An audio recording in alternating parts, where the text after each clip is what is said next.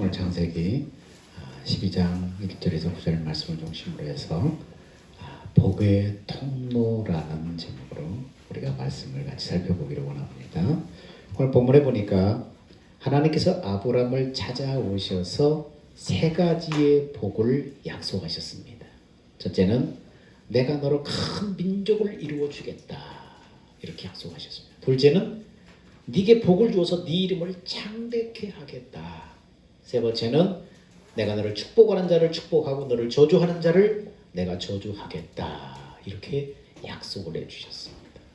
그렇다면 하나님이 이렇게 찾아오셔서 아브라함을 구원해 주시고 놀라운 복을 주신 이유가 무엇인가? 이런 놀라운 복을 주시고 약속하신 이유가 뭔가? 3절 하반절에 하나님께서는 이렇게 말씀합니다. 땅의 모든 족속이 너로 말미암아 복을 얻을 것이다.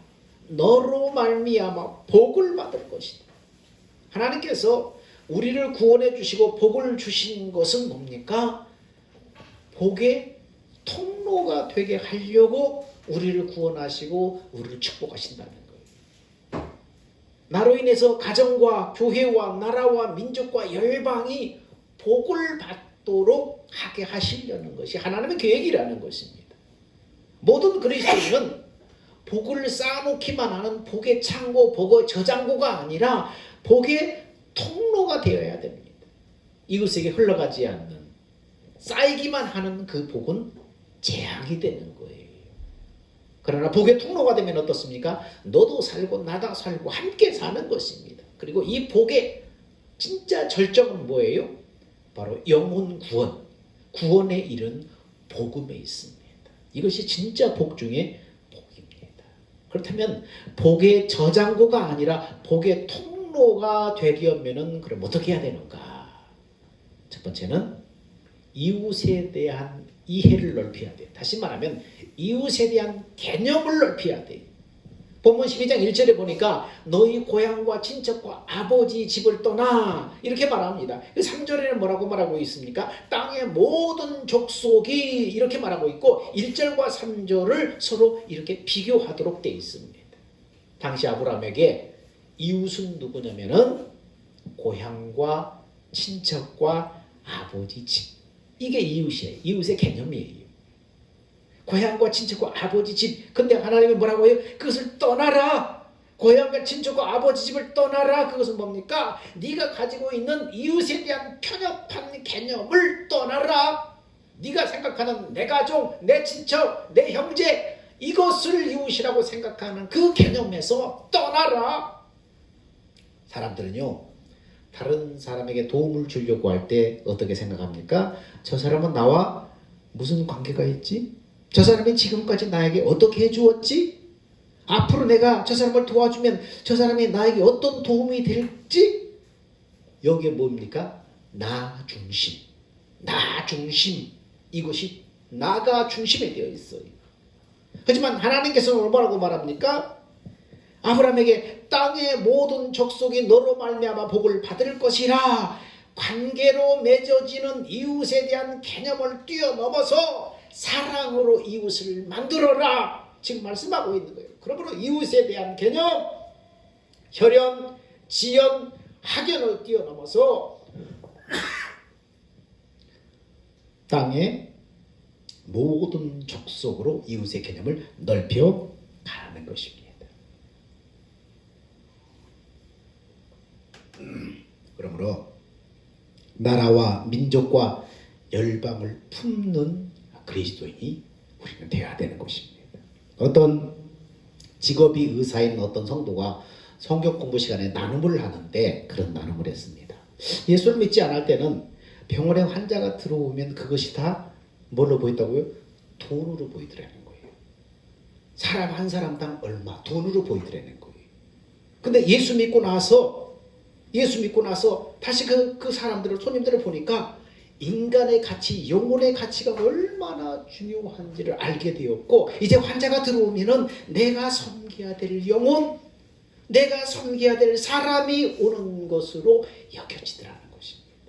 그렇습니다. 이것이 이웃에 대한 개념, 이웃에 대한 이해를 넓히는 거예요. 영혼의 가치. 사람 한번 이용의 대상이 아니라 뭡니까? 사랑의 대상입니다. 그러므로 우리는 질문을 바꿔야 됩니다. 내가 저 사람을 통해서 무슨 유익을 얻을 수 있을까? 저 사람과 내가 무슨 관계지? 이걸 묻지 말고 내가 저 사람을 어떻게 도울 것인가? 이렇게 우리는 물어봐야 하는 것입니다. 그것이 하나님이 원하시는 마음입니다. 자, 복의 통로가 되려면 첫 번째, 이웃에 대한 개념을 넓혀라. 이웃에 대한 이해를 넓혀라. 내 가족, 내 친척, 내 부모 여기만 생각하는 그 개념이 아니라 넓혀라. 그래서 이스라엘 사람들에게 내 이웃을 사랑하라. 그것은 뭡니까?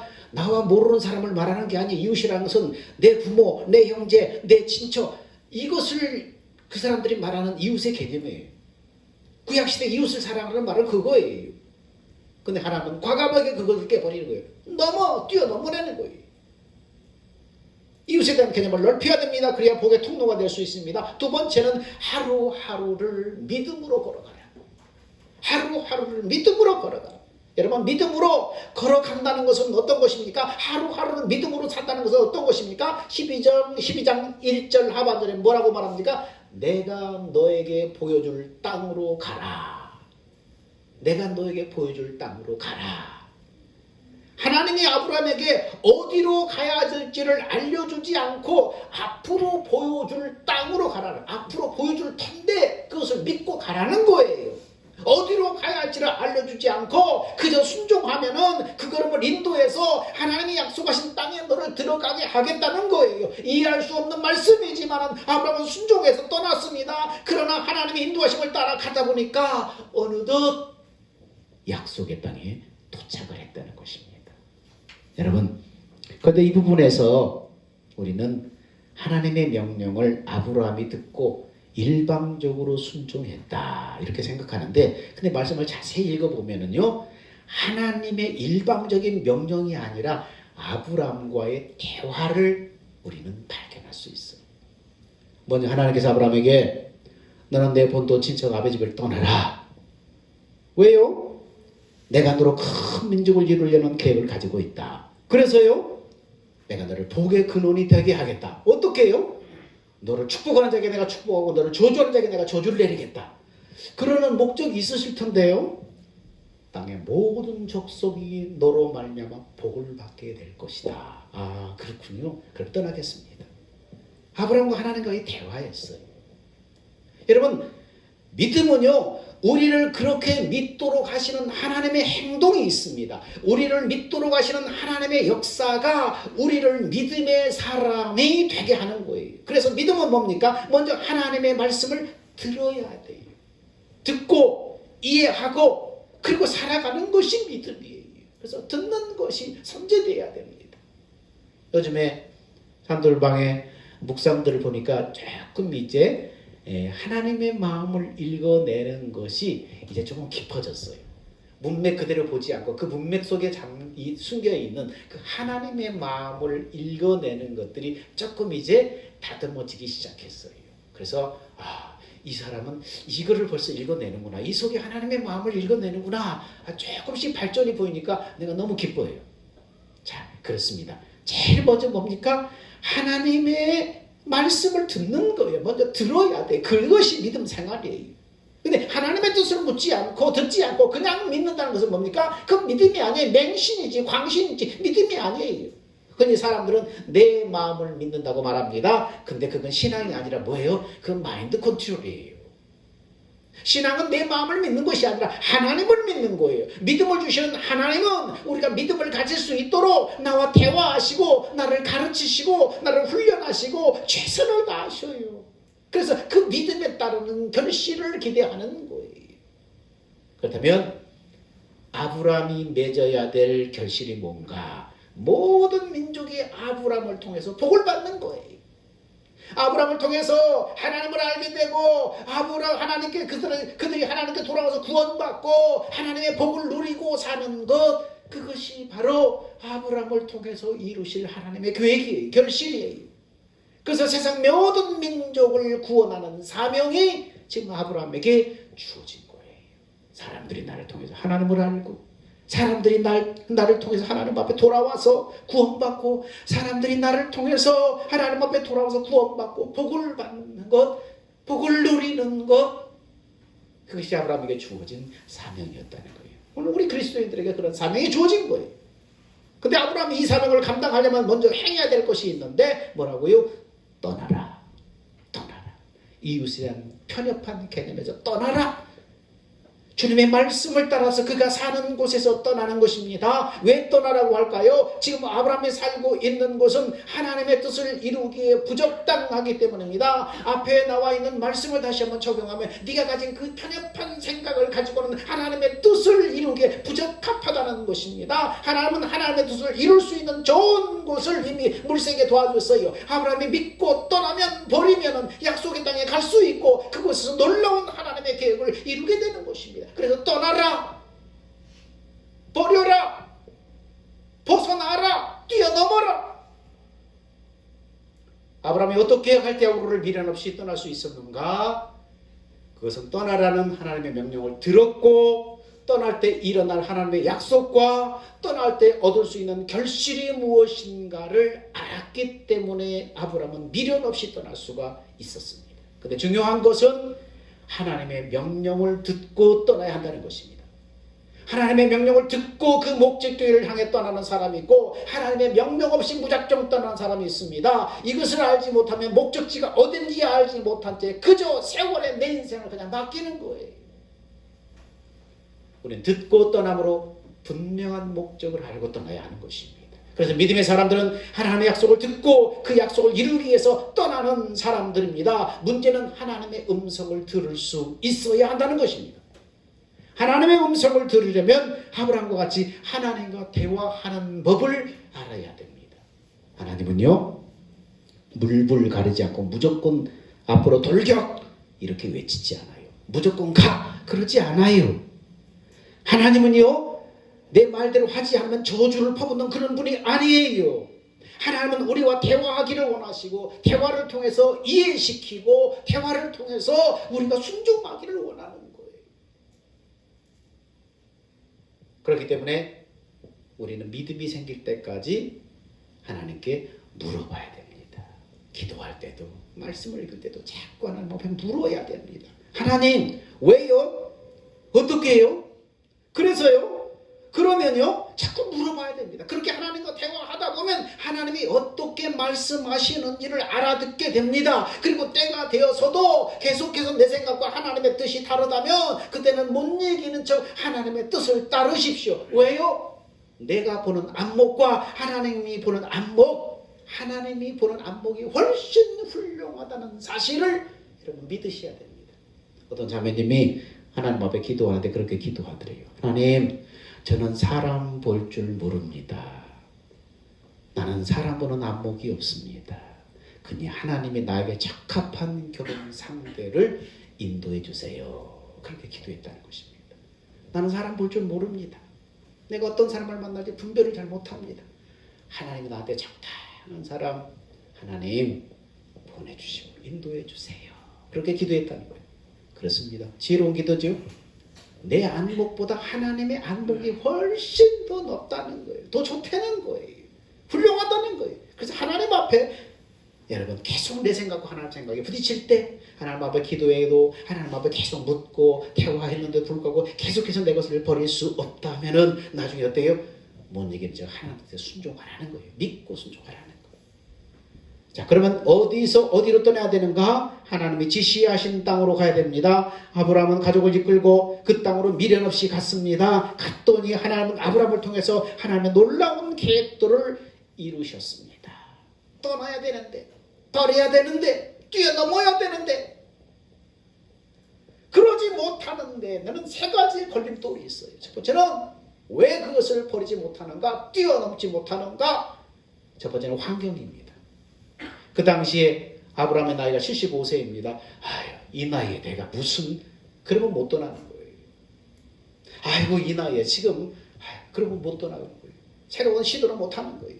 하나님의 계획보다 자신의 처지를 더 내세우면 떠나지 못하는 겁니다. 내 나이가 75세지만 난 충분히 할 수 있어. 난 충분히 갈 수 있어. 왜냐하면 하나님이 시키신 일이니까 하나님이 책임지실 거야.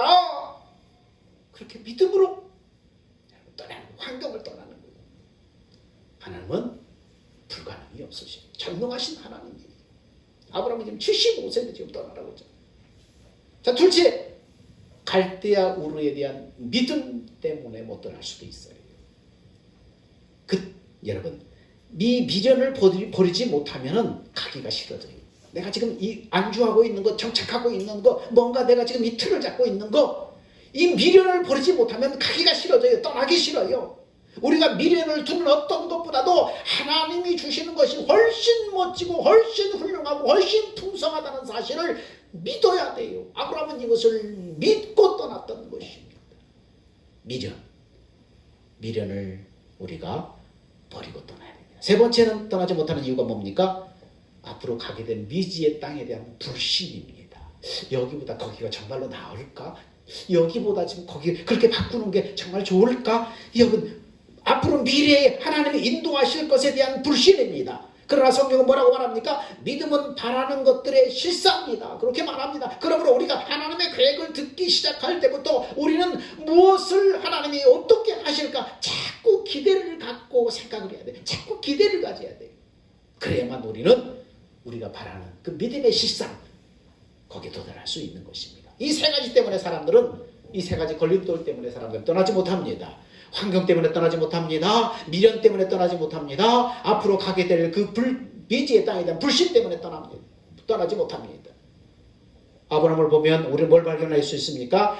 하나님에게는 한 사람이 참 중요하다는 사실을 발견하게 됩니다.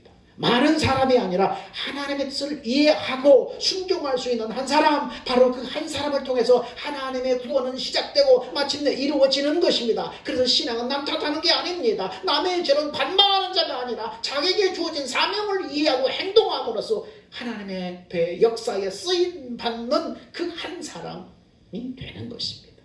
여러분이 바로 하나님의 뜻을 이해하고 순종함으로 하나님의 역사를 이루는 데 쓰임받는 그 한 사람이 여러분이 되시기를 주의 이름으로 축원합니다. 세 번째, 복의 통로로 쓰임받으려면 세 번째 어떻게 해야 되는가? 첫 번째는 이웃에 대한 개념을 넓혀라. 두 번째는 하루하루를 믿음으로 걸어가라. 세 번째는 믿음의 걸음을 포기하지 말아라. 포기하지 말아라. 왜 포기하지 말아요? 포기할 만한 일이 생긴다는 거예요. 약속의 땅인 가나안에 도착했을 때 뭡니까? 하나님의 말씀에 순종해서 하나님의 뜻을 따라서 약속의 땅 가나안에 도착했을 때 아브라함은 거기서 뭡니까? 발붙일 만큼의 유업도 받지 못했어요. 이리저리 유리하며 방황하게 됩니다. 또한 이 바로 왕에게 자기 부인 사라까지 빼앗길 형편을 만나기도 했습니다. 여러 유리하며 방황했습니다. 믿음의 이 장애물이 생겼다는 거예요. 하나님의 뜻을 따라서 순종해서 왔는데 하나님이 발붙일 유업마저도 주지 않았어요. 여러 가지 어려움을 당했어요. 방황했어요. 그러면 여러분, 이 믿음의 길을 걸어갈 때 반드시 장애물이 우리 앞에 찾아올 텐데 그러면 어떻게 해야 되는가? 이불서 11장 15절에 그렇게 말합니다. 그 아브라함을 생각하면서 그렇게 얘기합니다. 그들이 나온 바 본향을 생각했다면 돌아갈 기회가 있었으려니와 그들이 이제는 더 나은 본향을 사모하니 곧 하늘에 있는 것이라. 이러므로 하나님이 그들의 하나님이라 일거듭 받으심을 부끄러워하지 아니하시고 그들을 위하여 한 성을 예비하셨느니라. 이렇게 말씀합니다.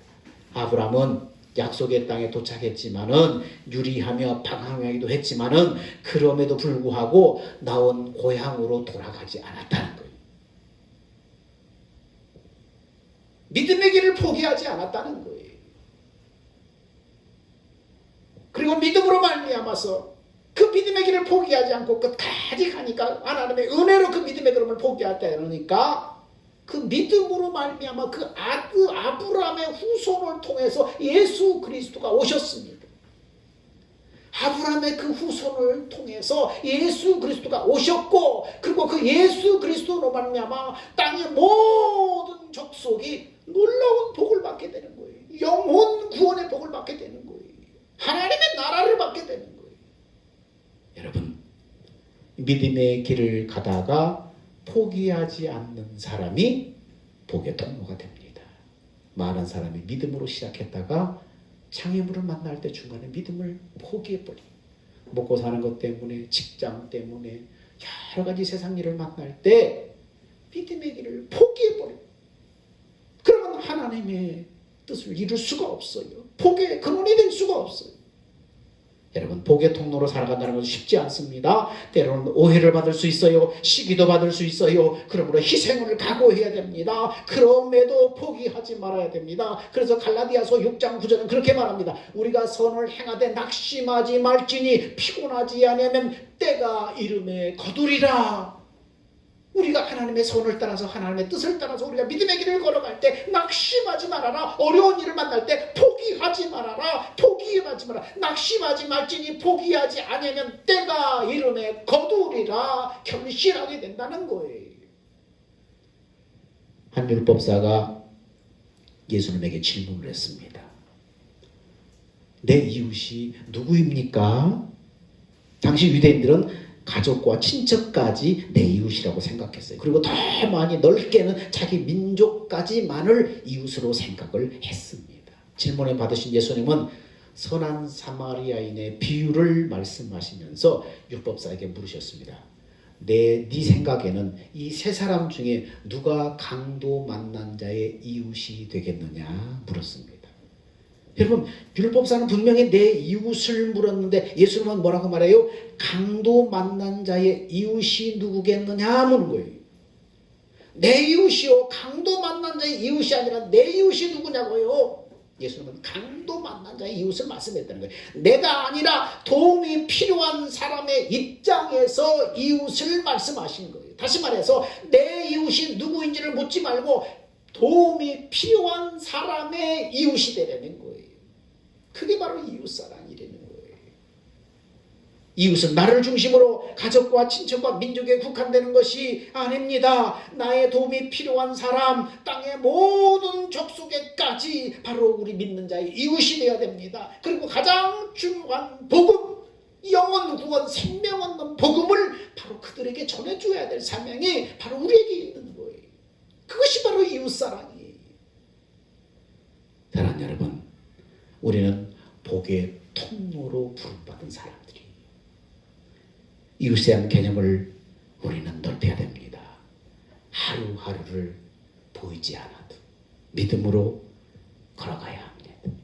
어떤 장애물을 만날지라도 결코 이 시작된 믿음의 걸음을 포기해서는 안 됩니다. 그럴 때 하나님의 복음의 통로로, 복의 통로로 쓰임받는 여러분이 다 되시기를 주의 이름으로 축복합니다. 기도합니다. 사랑과 은혜가 풍성하신 아버지 하나님, 은혜를 감사합니다. 하나님께서 갈대아 우르에서 아브라함을 부르시고 약속하시고 하나님 그 걸음을 인도하셔서 복의 통로가 되게 하셨던 것을 우리 발견합니다. 아브라함뿐만 아니라 믿음으로 말미암은 자들은 다 아브라함의 자손인 줄 알지어다. 주님 말씀하셨사오니 우리에게도 하나님께서는 복의 통로가 되라고 말씀하십니다. 복의 근원이 되라고 말씀하셨사오니 어떻게 하면 복의 통로로 쓰임받을 수 있을까요? 이웃에 대한 개념을 뛰어넘게 하옵소서. 하루하루 보이지 않아도 믿음으로 하나님의 음성을 듣고 걸어가게 하여 주옵소서. 어떤 장애물이 내 앞을 가로막을지라도 결코 이 믿음의 걸음을 포기하지 않고 끝까지 걸어가므로 하나님의 뜻을 이루고도 남을 수 있는 복의 통로로 쓰임받게 하여 주옵소서. 생명 되신 예수님의 이름으로 기도하옵나이다. 아멘. 더 기뻐하셔서 주님 다시 오실 때까지